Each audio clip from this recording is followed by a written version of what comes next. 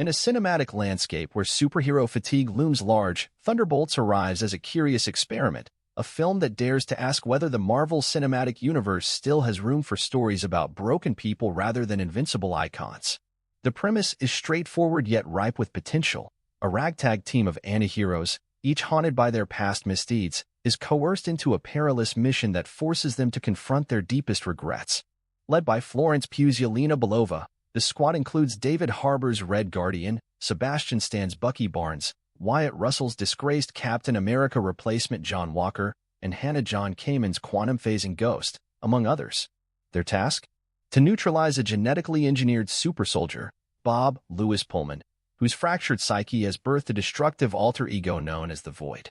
What follows is a messy, tonally uneven, yet oddly compelling exploration of guilt, redemption, and the messy business of saving the world when you can barely save yourself. From the outset, Thunderbolts wears its identity crisis on its sleeve.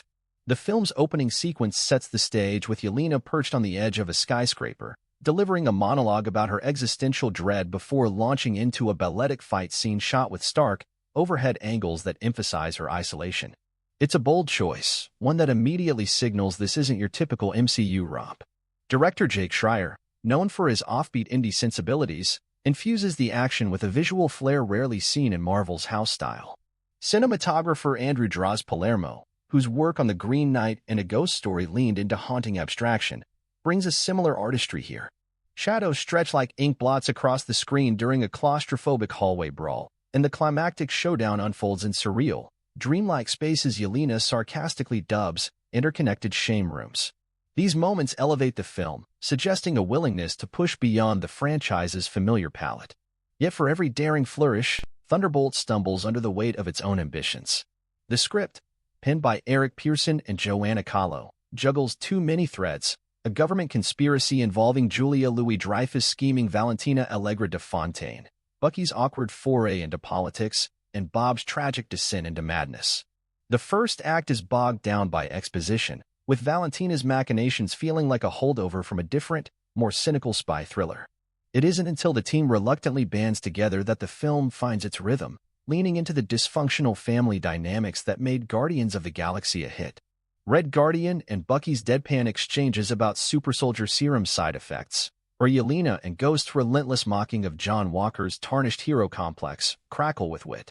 These smaller, character-driven moments are where Thunderbolts shines, offering glimpses of vulnerability beneath the snark.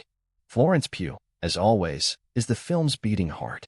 Yelena's journey, from a woman grappling with her sister's legacy to a leader questioning her own worth, is the emotional core. Pugh masterfully balances gallows humor with raw vulnerability, whether she's quipping about her posse of sad people or silently reckoning with her past in a mirrored void. Her chemistry with David Harbour's Red Guardian, a lovable oaf clinging to faded glory, provides the film's most heartfelt moments. Their father-daughter dynamic, equal parts tender and exasperating, grounds the chaos in something authentically human. Harbour, for his part, steals every scene he's in, delivering lines with the gusto of a man who knows he's too old for this nonsense but can't resist the spotlight. Where the film falters is in its handling of Bob/the Void. Lewis Pullman's performance as the mentally fractured super-soldier is commendable. He oscillates between fragile despair and chilling menace, but the character's arc feels rushed.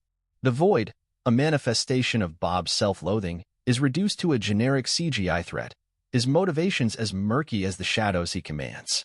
The film's exploration of mental health, while well-intentioned, often veers into superficiality.